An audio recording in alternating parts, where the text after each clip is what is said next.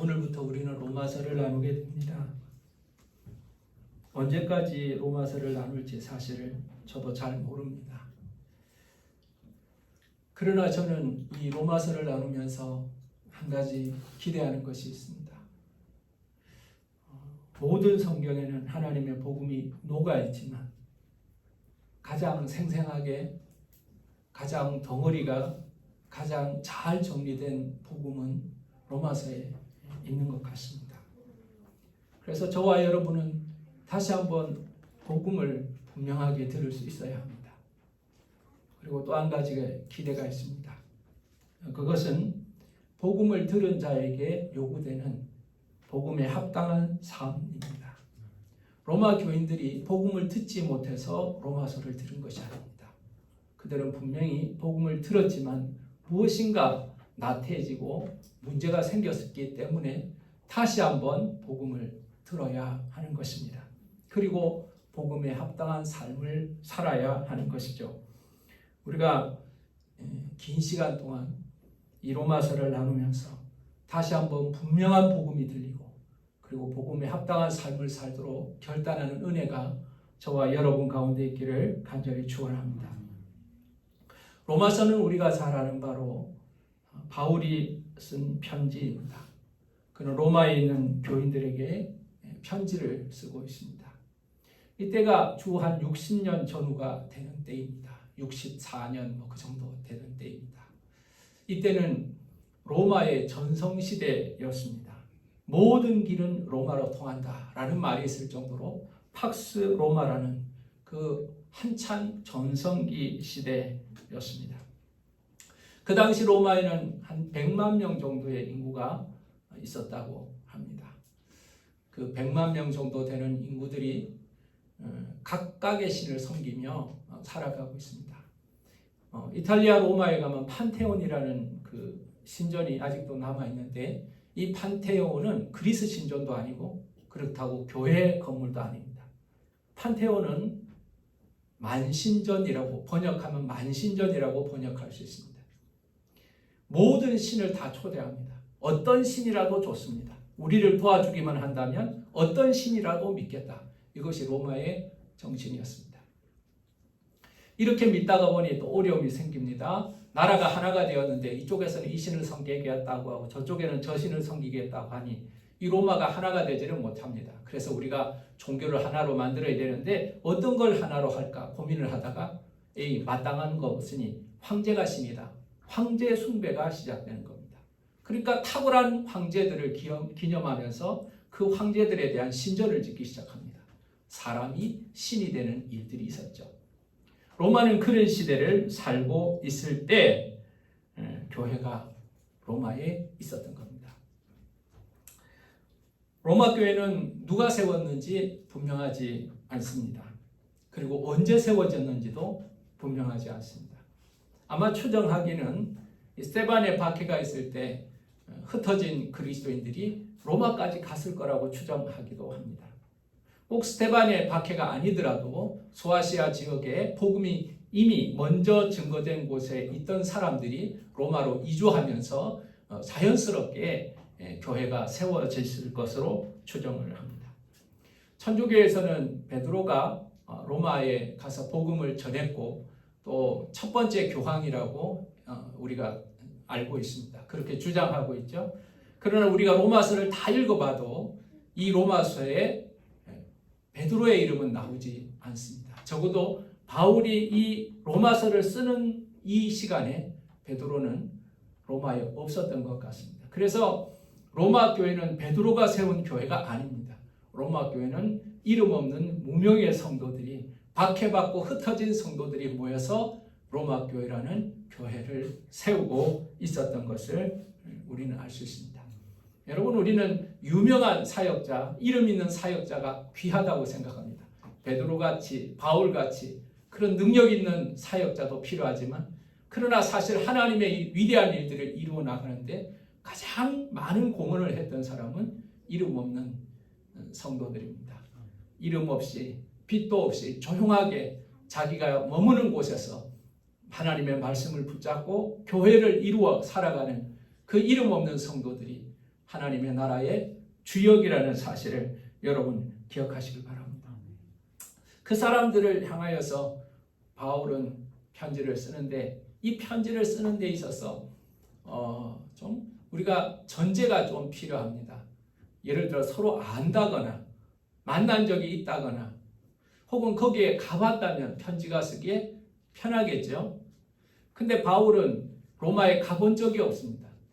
가본 적이 없으니 로마 교인들을 만난 적도 없습니다. 근데 만난 적도 없고 가본 적도 없는 로마 교인들을 향하여 긴 편지, 고린도전서를 제외하고는 아마 제일 긴 바울의 서간을 쓰게 되는데, 우리는 이 긴 편지를 통해서 로마 교인들을 향한 믿음의 간절함을 우리는 알 수가 있는 겁니다. 바울이 3차 전도 여행을 끝날 때쯤 고린도 지역에서 이 로마서를 기록한 것으로 우리는 기억합니다. 근데 저는 오늘 이 본문을 보면서 또 한 번 감사하는 것이 있습니다. 만약에 바울이 로마에 일찍 갔다면, 그리고 로마 교인들을 잘 알고 있었다면, 그리고 로마 교인들이 신앙생활을 정말 잘하고 있었다면 큰일 날 뻔했다는 생각이 듭니다.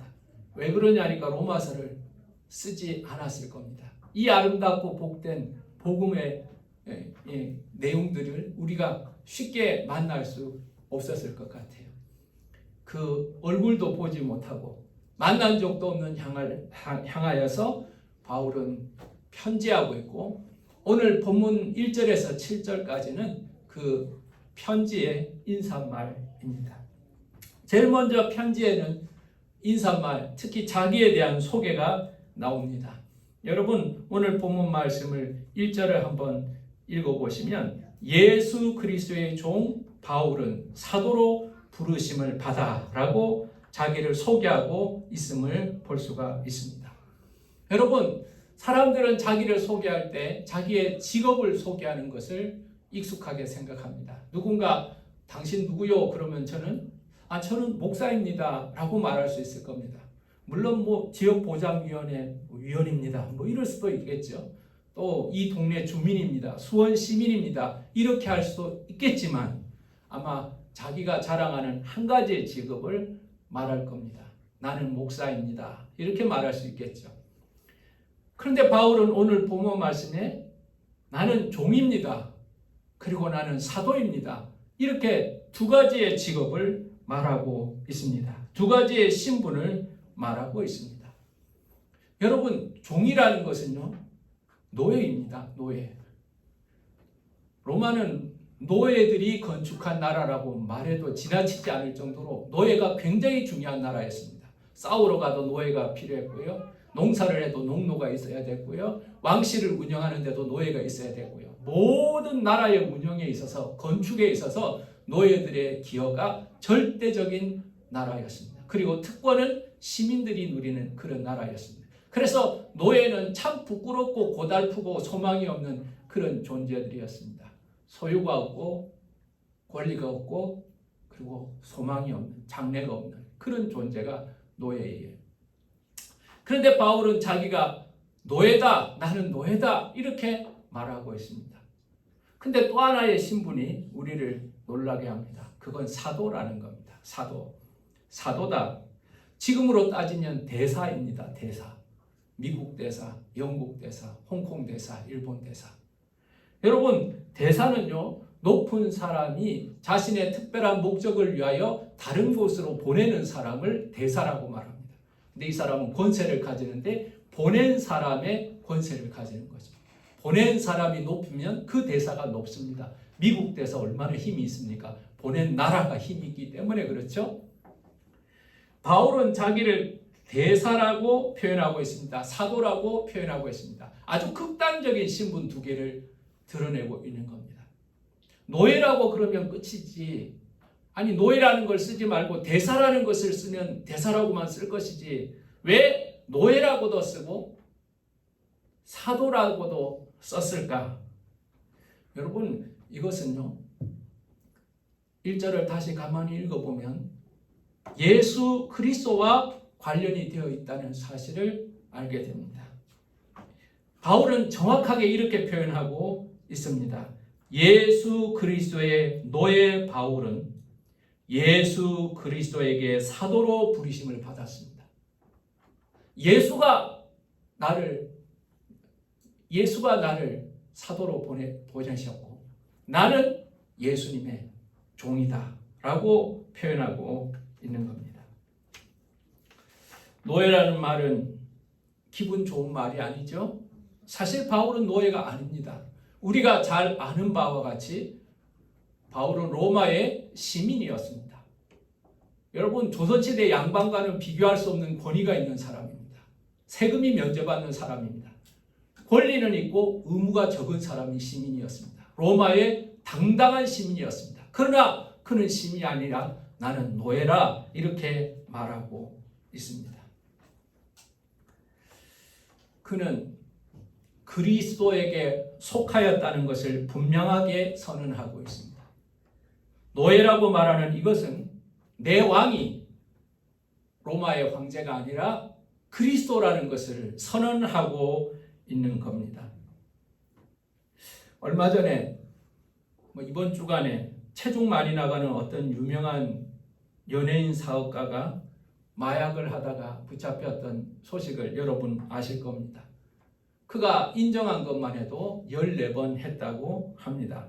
그리고 그가 가지고 있던 마약은 30g 정도 되는데 그건 100번 정도 마약을 할 수 있는 양이라고 합니다. 그는 아주 유명한 작곡가입니다. 그리고 고기 요리를 잘하는 요리사이자 사업가입니다. 그리고 예능 프로에도 나오는 인기 있는 연예인이었습니다. 그가 누구인가 우리는 그렇게 알았습니다. 그런데 알고 보니까 그는 마약의 종이었습니다. 그게 진짜였습니다. 그를 다스리고 있는 것은 마약이었던 것입니다. 여러분, 남들이 여러분을 뭐라고 부를지 모르겠습니다. 그리고 여러분들이 자신을 남들에게 뭐라고 소개를 하는지 저는 잘 모르겠습니다. 그러나 진짜 여러분을 다스리는 것이 여러분의 주인입니다. 목사지만 돈을 대단히 좋아하는 사람은 사실은 목사라기보다 돈이 자신의 주인이죠. 어떤 사람은 정욕에 매여서 정욕을 감당하지 못하는 사람이 있습니다. 그 사람은 정욕이 주인입니다. 어떤 사람은 자존감을 넘어서서 자존심이 너무너무 강한 사람이 있습니다. 말씀도 소용없고 가르침도 필요 없고 경책도 필요 없고 내 자존심 건드리면 다 뒤집어버려요. 이런 사람은 자존심이 주인입니다. 사랑 여러분, 귀신이 그를 다스리고 있으면 귀신이 주인입니다. 그런데 바울은 이렇게 말합니다. 예수가 나의 주인이시고 나는 예수의 종이다. 이 말은 또 과거와 관련해서 의미가 있습니다. 그는 과거에 율법의 종이었습니다. 율법을 알고 율법을 지키고 그리고 율법을 지키라고 강요하는 사람이었습니다. 바리새인 중에 바리새인이었습니다. 엄청난 열심을 가지고 있었고 스데반을 때려 죽일 때 그는 법적인 책임을 지겠다고 선언했던 사람입니다. 그 율법을 지키는 것이 하나님 사랑하는 것이라고 착각하였습니다. 그는 이전에 율법 가운데 매여 있는 율법의 종이었습니다. 근데 이제 예수 그리스도를 만나고 예수 그리스도가 나의 왕이 되시고 나서는 그는 율법에서 자유한 자가 됩니다. 그리스도에게 속한 자가 됩니다. 그리스도의 종이 되었다고 말하고 있는 것입니다. 그는 사도라고 말합니다. 어떻게 사도가 되었습니까? 여러분, 하나님께서 어떻게 바울을 사도로 만드셨습니까? 5절을 보면 알 수가 있습니다. 그로 말미암아 우리가 은혜와 사도의 직분을 받아 그의 이름을 위하여 모든 이방인 중에서 믿어 순종하게 하나니. 여러분, 이 말이 좀 어렵죠? 한국말도 번역이 좀 어렵게 되어 있는 경우도 있습니다. 여러 번 읽으면 이해가 될 때도 있지만 여러 번 읽어도 여전히 모르는 말이 있습니다. 오늘 본문도 그런 것일 것 같아요. 자, 은혜와 사도의 직분을 맡아 이렇게 말합니다. 근데 이 말을 이렇게 이해하지 말고요. 은혜로 사도의 직분을 맡아. 이렇게 이해하면 아주 쉽습니다. 내가 사도의 직분을 맡은 것은 하나님의 은혜로 사도의 직분을 맡게 된 것이다. 이렇게 말하고 있는 겁니다. 바울은 자기 자신에 대해서 자주 소개합니다. 나는 만삭되지 못하고 난 자다. 나는 지극히 작은 자다. 나는 죄인 중에 괴수다. 아니 누가 그런 사람을 대사를 맡깁니까? 사도를 맡깁니까? 멀쩡한 사람 많고 많은데 그런 죄인을 맡길 이유가 없죠. 그런데 주님은 은혜로 자격 없는 나를 하나님의 사도로 삼으셨다. 그의 사도로 삼으셨다. 이것이 그가 사도된 근원이었던 것입니다. 사랑하는 여러분, 바울은 이중적으로 자신을 이렇게 소개하고 있습니다. 나는 그리스도의 종입니다. 그런데 그분은 나를 사도로 보내셨습니다. 예수 때문에 바울의 삶, 바울의 정체성은 정리되고 있는 겁니다. 나는 여러분에게 한번 질문하고 싶습니다. 당신 누구입니까? 우리는 여러 가지로 규정할 수 있습니다. 지금 직업을 가지고 우리는 말하는 것이 많죠. 바탕 사람들은 직업을 가지고 이야기를 합니다. 근데 그 직업이 여러분의 인생, 여러분의 삶 자체를 설명하고 있습니까? 실업자는 그럼 뭡니까? 어떤 사람은 학벌로 자기의 정체성을 드러내기도 합니다. 만났는데요, 이렇게 이야기를 하면서 말끝마다 박사님 그런 거 붙이는 거 좋아하죠? 변호사들, 판사들, 검사들 저는 자주 안 만났지만 그 사람들과 만나보면 자기들끼리 부를 때도 김변, 박변 이렇게 말합니다. 변 이렇게 변호사라고 자기들끼리 신분으로 자기들의 정체성을 말하죠. 국적으로 정체성을 말할 수 있습니다. 고향으로 말할 수 있습니다. 재산으로 말할 수 있습니다. 그러나 바울은 나는 예수와 관련해서 내가 누구인지 알게 되었다고 말하고 있습니다. 나는 예수의 종이요 그의 사도이다. 만약 우리가 나를 누군가에게 소개하게 된다면 나의 부끄러운 것보다도 나의 자랑스러운 것을 먼저 소개하게 될 것 같습니다. 저도 그럴 것이고 여러분도 그렇지 않겠습니까? 여러분 자랑스러운 것을 이야기하고 싶지 부끄러운 것을 드러내고 나는 이렇게 부끄러운 사람입니다. 이렇게 말할 사람은 하나도 없어요. 그런데 여러분 바울을 가만히 생각해 보니 이해가 아직도 안 되는 구석이 있습니다. 아니 나 예수의 사도요 이렇게 말하면 끝이지 실제로 자기가 종이라고 하더라도 굳이 내가 예수의 종이요 이렇게 말할 필요가 있을까요? 나 예수의 노예요 이렇게 자랑이 아닌 것 같은데 이렇게 자기를 소개할 필요가 있을 것인가 라는 겁니다. 여러분 바울은 우리가 그 본문을 읽을 때마다 느끼는 건데 자기가 예수의 종이라는 것을 아주 자랑스러워하고 있습니다. 자기가 노예라는 것을 아주 자랑스러워하고 있습니다. 왜 그럴까? 그는 자신의 주인이 자신의 왕이 얼마나 영광스러운 분인지를 알고 있었기 때문에 그렇습니다. 무엇이 그를 영광스럽게 합니까? 2절 말씀을 우리 한번 다시 보겠습니다. 2절을 보겠습니다. 이 복음은 하나님이 선지자들을 통하여 그의 아들에 관하여 성경에 미리 약속하신 것이다. 이렇게 말합니다. 여러분 복음이라고 말씀하면서 이 복음을 뭐라고 말합니까? 그 아들에 관한 복음이라고 말합니다. 그 아들에 관한 복음. 여러분 복음이라는 단어를 우리 한번 생각해 봐야 합니다. 한자로 복음이라는 것은 복된 소식, 좋은 소식, 기쁜 소식 이렇게 해석할 수 있습니다. 굿뉴스, 이게 복음입니다. 배고픈 사람에게는 밥이 있다, 이거 기쁜 소식, 복음입니다. 병든 사람에게는 고침받았다, 이게 복음입니다. 어디 시험에 떨어진 사람들에게는 합격했다, 이게 복음이죠. 이게 다 복음입니다. 근데 우리가 그 복음을 기뻐하는 게 아닙니다. 그 복음에 목숨 걸자는 게 아닙니다. 하나님의 말씀 속에 있는 복음은 다른 복음입니다. 유앙겔리온이라고 표현된 이 복음은 하나님께서 예수 그리스도를 통하여서 그를 믿는 자에게 구원하신다는 소식입니다. 여러분, 예수 그리스도를 믿음으로 구원을 얻는다는 것이 복음입니다. 그리고 마지막 한 단어로 복음을 줄인다면 예수가 복음입니다. 예수가 복음이고 예수를 믿으면 구원하신다가 복음이고, 그걸 더 자세하게 설명하면 하나님께서 예수 그리스도를 죽게 하심으로 말미암아 그를 믿는 자를 통하여 구원하신다라는 것이 복음인 것이죠. 복된 소식이 많이 있지만 예수가 복음입니다. 그리고 예수가 우리를 위하여서 보여주신 십자가와 부활의 사건이 복음의 사건인 겁니다. 왜 복음이 예수가 복음인가? 사실 유대인들이요, 예수님이 복음인가를 놓고 상당히 고민을 많이 했습니다. 예수님이 살아계실 때 예수님이 복음이야? 예수님이 메시아야?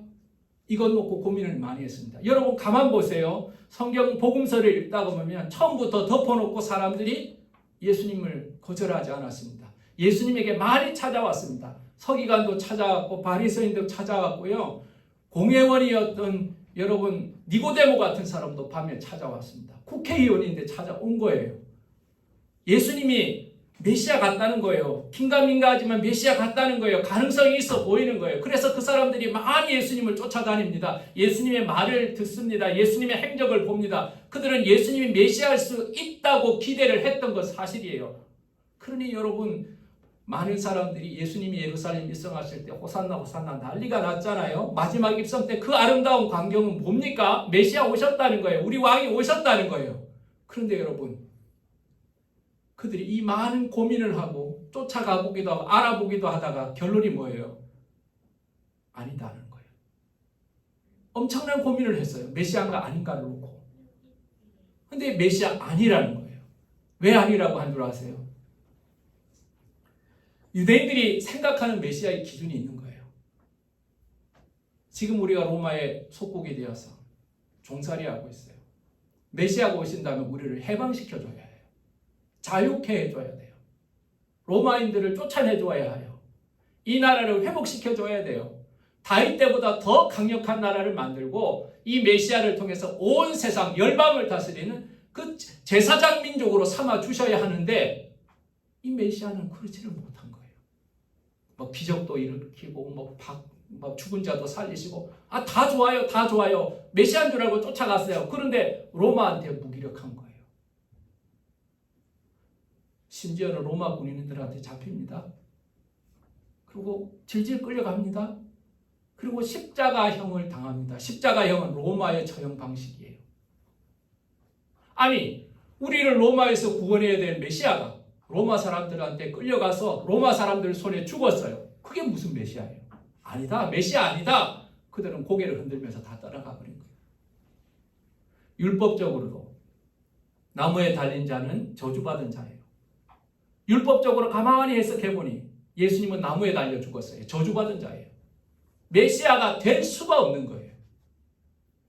우리를 구원해주지도 못했어요. 로마를 쫓아내지도 못했어요. 로마 사람의 손에서 그 저주받은 십자가에서 죽는 사람이 어떻게 메시아할 수 있냐는 거예요. 그래서 유대인들을 안 믿었던 거예요.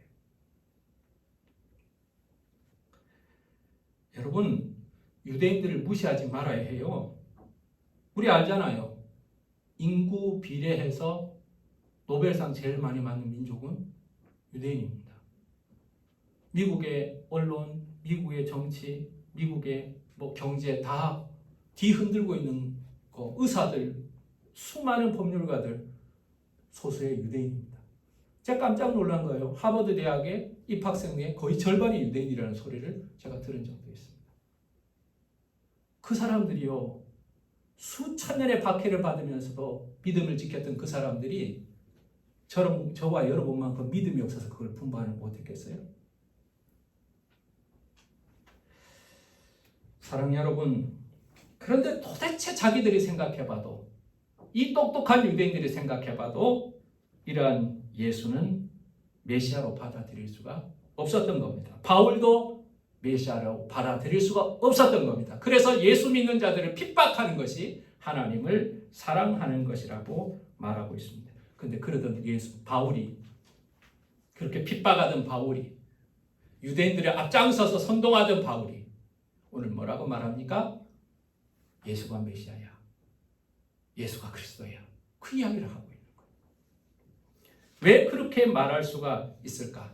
여러분 2절을 다시 한번 그냥 읽어볼게요. 다 같이 읽어보겠습니다. 시작. 이 복음은 하나님이 선지자를 통하여 그의 아들에 관하여 성경에 미리 약속하신 것이다. 자, 첫 번째 이유. 내가 예수를 그리스도라고 말하는 첫 번째 이유. 예수 그리스도라는 분이, 육신의 몸을 입고 오신 예수라는 분이, 요셉의 아들 예수라는 분이 그리스도 하나님의 구원자라고 내가 확신하는 이유는 첫 번째, 성경에 예언되어 있다는 겁니다. 뭐라고 예언되었습니까? 다윗의 혈통으로 나실 것이라고 3절에 기록되어 있지 않습니까? 선지자들이 메시아에 대해서 많이 예언을 했습니다. 그 조건 중에 하나, 메시아의 조건 중에 하나는 다윗의 혈통으로 와야 합니다. 근데 예수가 어떤 혈통이냐? 다윗의 혈통이었습니다. 근데 그것만으로는 부족하죠. 다윗의 혈통만으로는 부족합니다. 다윗의 혈통이 어디 한두 명이었겠습니까? 몇만 명, 몇천만 명, 이렇게 데이터가 쌓이면서 역사가 그러면서 수십만 명, 수백만 명 다윗의 혈통으로 나왔습니다. 가짜 예수는 많았습니다. 예수님 당시에도 가짜 예수는 많았습니다. 드다 같은 사람도 있었고 엄청나게 가짜는 많습니다. 얼마 전에 이번 주인가 지난 주인가 뉴스 보니까 정명석이 다시 감옥에 갔어요. 제가 입에 올리기 싫은 그 더러운 짓을 또 저지르고 77살의 정명석 또 감옥에 갔어요. 그 사람이 예수라고 주장하고 있잖아요. 우리나라에도 자기가 예수라고 주장하는 사람이 수십 명입니다. 그 중에 제일 성공한 사람이 문선명 같은 사람이고 신천지 이만희 같은 사람이고 정명석 같은 사람이잖아요. 아주 악랄하고 지혜로운 그들은 나는 예수라고 말하고 있고 엄청나게 많은 사람들이 그걸 믿고 오늘도 그 귀신 앞에서 그 가짜들 앞에서 예배하는 거죠. 그때는 어땠겠습니까? 그러니까 혈통만으로는 인정이 안 되는 거죠. 입증이 돼야 됩니다. 3절을 우리 다 같이 읽어보겠습니다. 시작. 그의 아들에 관하여 말하여 육신으로는 다윗의 혈통에서 나셨고 4절을 읽겠습니다. 시작. 성결의 영으로는 죽은 자들 가운데서 부활하사 능력으로 하나님의 아들로 선포되셨으니 곧 우리 주 예수 그리스도이시니. 자, 하나님의 말씀에 예언이 있어요. 두 번째는 혈통적으로 조건이 있고요. 세 번째로 가장 강력하고 분명한 증거가 있는데 그게 뭔가 예수가 그리스도라시는 증거는 바로 부활이라는 거예요. 예수가 부활하셨다는 거예요. 바울의 인생을 바꾼 사건은요.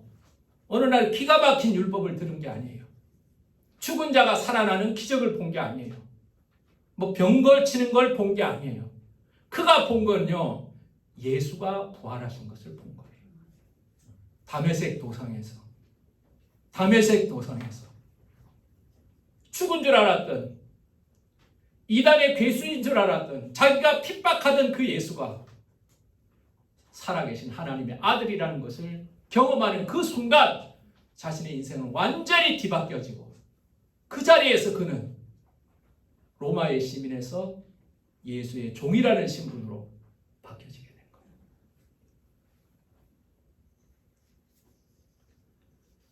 사랑하는 여러분, 예수의 부활이 이렇게 중요한 겁니다.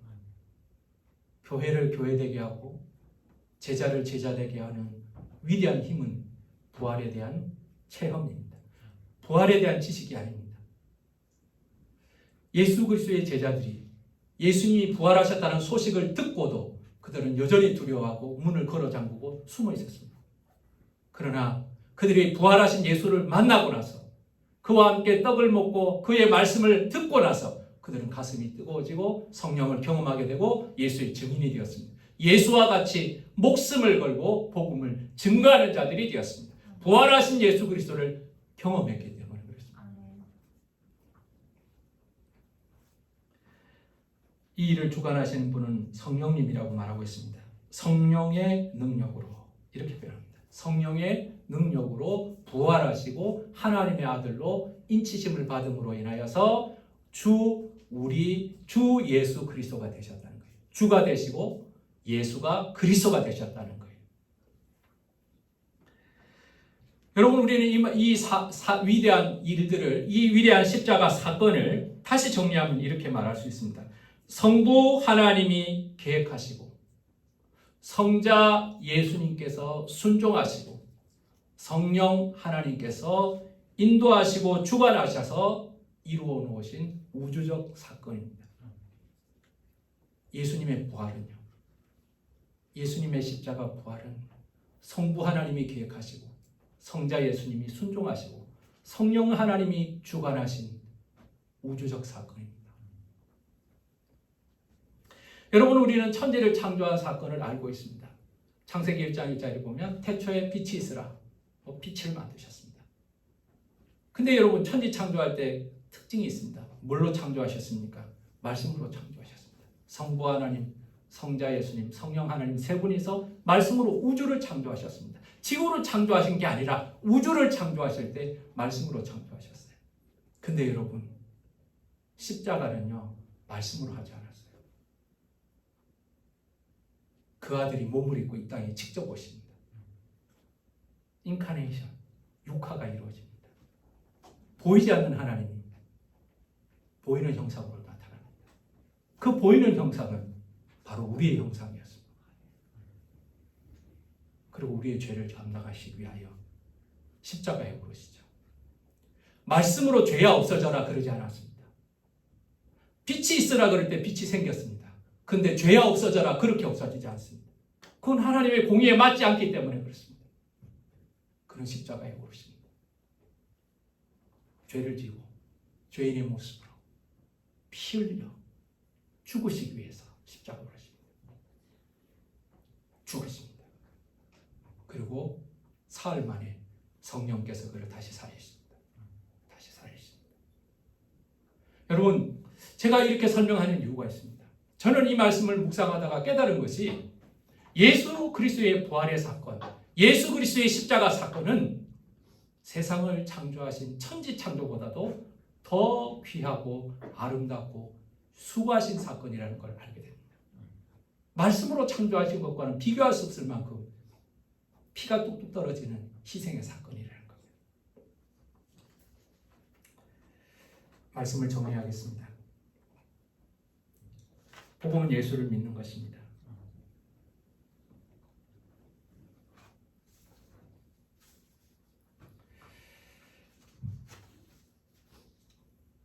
예수의 부활은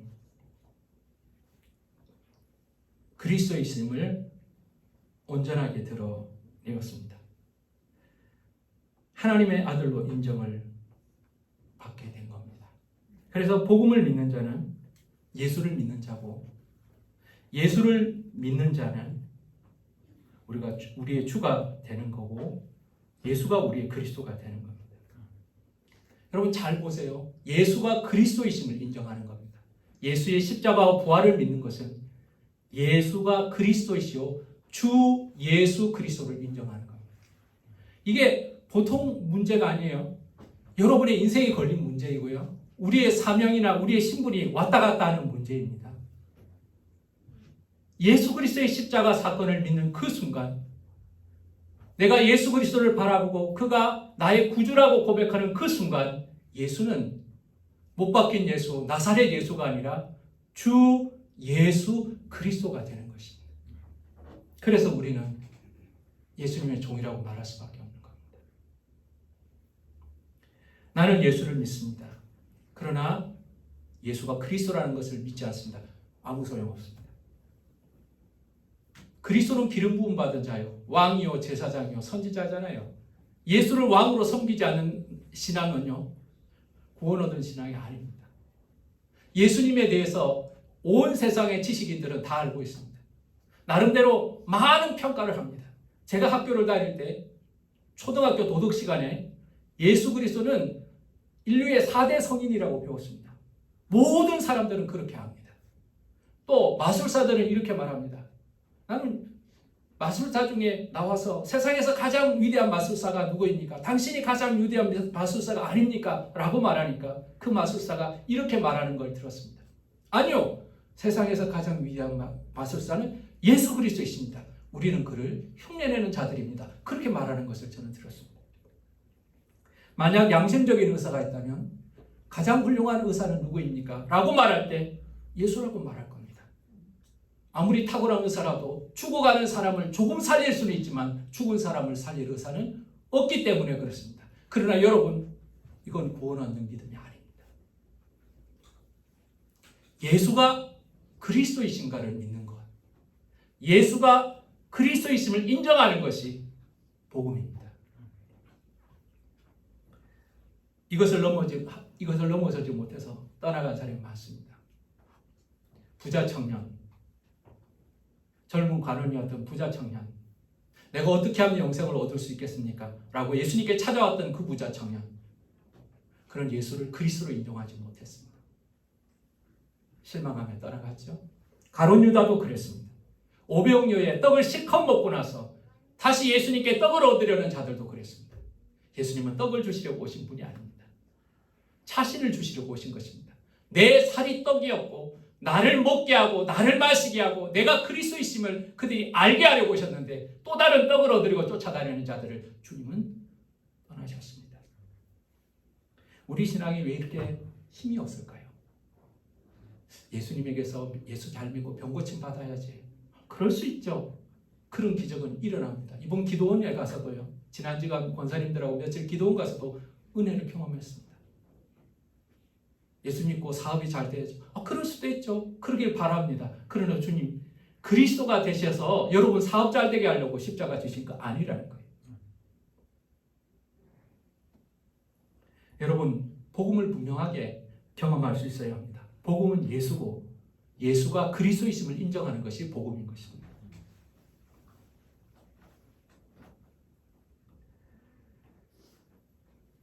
사랑하는 여러분, 마지막 바울은 이렇게 인사하고 있습니다.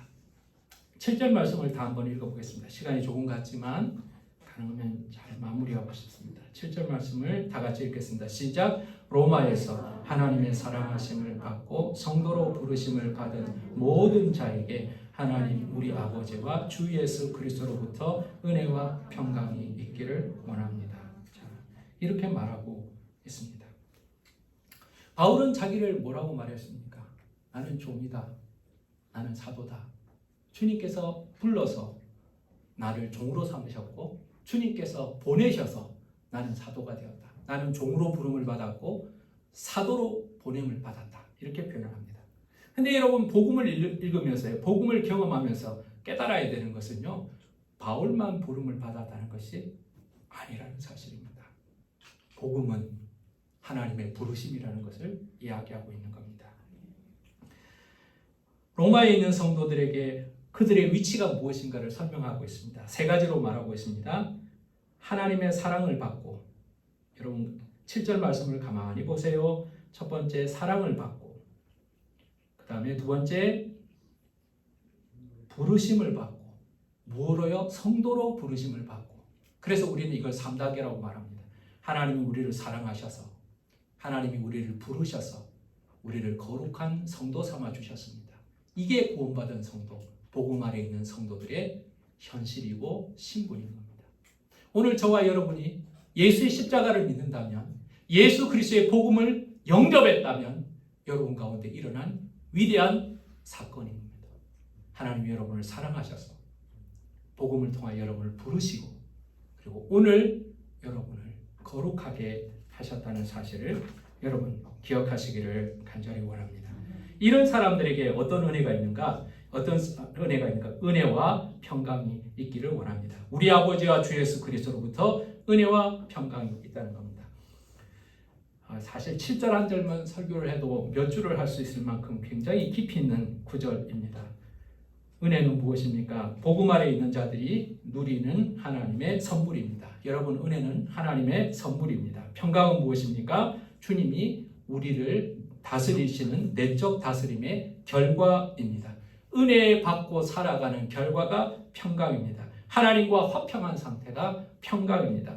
우리는 여전히 넘어져요. 여전히 약해요. 나는 믿음이 별 자라가지 않아요. 그런 상관없어요. 여러분이 하나님의 자녀라면 키가 큰 자녀도 있고 키가 작은 자녀도 있어요. 속을 썩이는 자녀도 있고 충성스러운 자녀도 있죠. 여러분의 자녀가 되었다면, 여러분 가운데 십자가와 부활의 확실한 복음이 있다면 하나님은 여러분에게 은혜를 베풀어 주실 것이라는 사실을 의심하지 말고 살아가시길 바랍니다. 내가 좀 잘한 게 없어. 올해는 예배를 좀 잘 못 드린 것 같아. 올해는 하나님 앞에 뭐 이렇게 잘한 게 없는 것 같아. 상관없어요. 자녀예요. 그 사실은 바뀌지 않아요. 여러분이 무엇을 해서 하나님이 은혜를 베푼 분이 아니라니까요. 내가 무엇을 해야만 하나님께서 평강을 주는 분이 아니세요. 착각하지 마세요. 착각하지 마세요.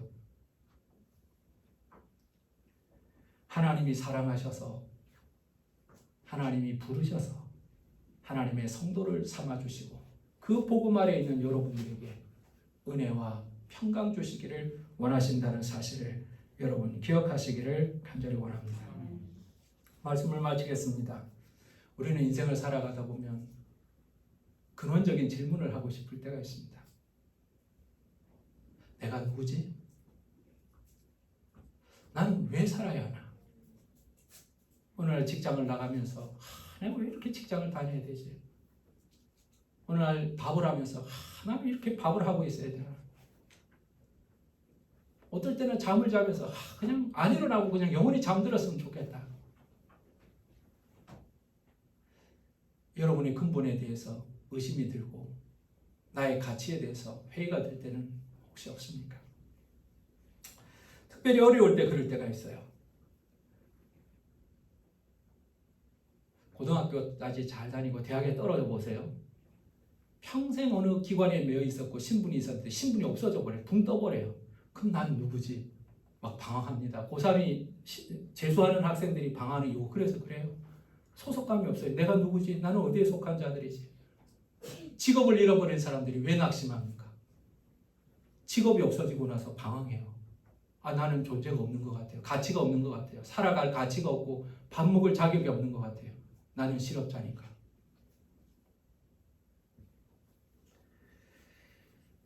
여러분, 오늘 바울은요, 내가 누구인가에 대해서 이야기하고 있습니다. 나는 노예입니다. 아니, 로마 시민이면서 나는 노예라고 말하고 있어요.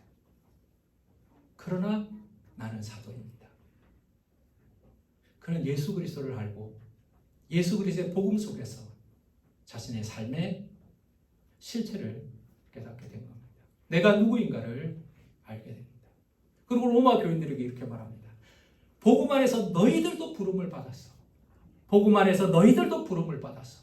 그냥 부르신 것이 아니야. 사랑하시고 그리고 부르시고 그리고 너희들을 성도되게 거룩하게 하시려고 너희를 이미 부르셨다고 말씀하고 있는 겁니다. 로마 교인을 부르신 하나님이, 바울을 부르신 하나님이 오늘 저와 여러분을 부르셔서 다시 한번 이 복음을 듣게 하시고 하나님의 것, 하나님의 소유되게 하셨음을 확인하고 계신 겁니다. 예수를 그리스도로 믿는 자, 예수를 복음으로 받는 자들에게 하나님은 이와 같은 은혜를 예비하셨다는 사실을 기억하면서 내가 누구인가 헷갈리지 말고 내가 예수의 것입니다. 나를 부르셔서 그의 소유로 삼으셨습니다. 그 영광스러운 예수와 그 영광스러운 십자가와 부활 때문에 나의 신분이 새로워지고 그로 인하여 기뻐하는 저와 여러분 되시기를 예수 이름으로 축원합니다. 기도하겠습니다. 내가 누구인지 알지 못하면 함부로 살아갑니다. 내가 누구인지 알지 못하면 무엇을 해야 되는지 알지 못하고 인생이 공허합니다.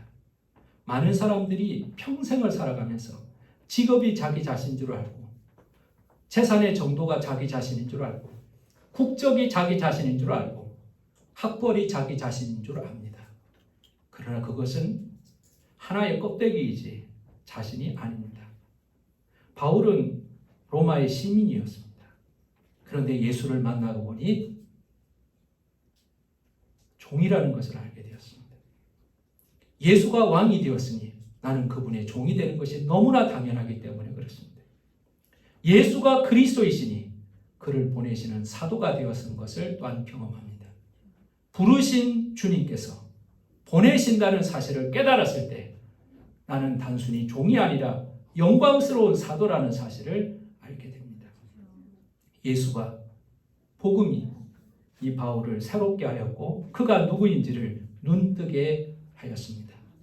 오늘 우리는 이 로마서를 통하여서 우리도 주님의 부르심을 받았고 그 부르심은 사랑으로 인하였고 부르심을 통하여서 영광스러운 성도, 거룩한 성도가 되게 하라는 하나님의 계획 속에서 이루어진 줄 믿고 바울만 부른 것이 영광스러운 것이 아니라 나도 복음 가운데 십자가 가운데 불러주셨음을 기뻐하고 감사하며 내가 주님의 것 되었음을 기억하며 살게 하여 주시옵소서. 예수님의 이름으로 기도하였습니다.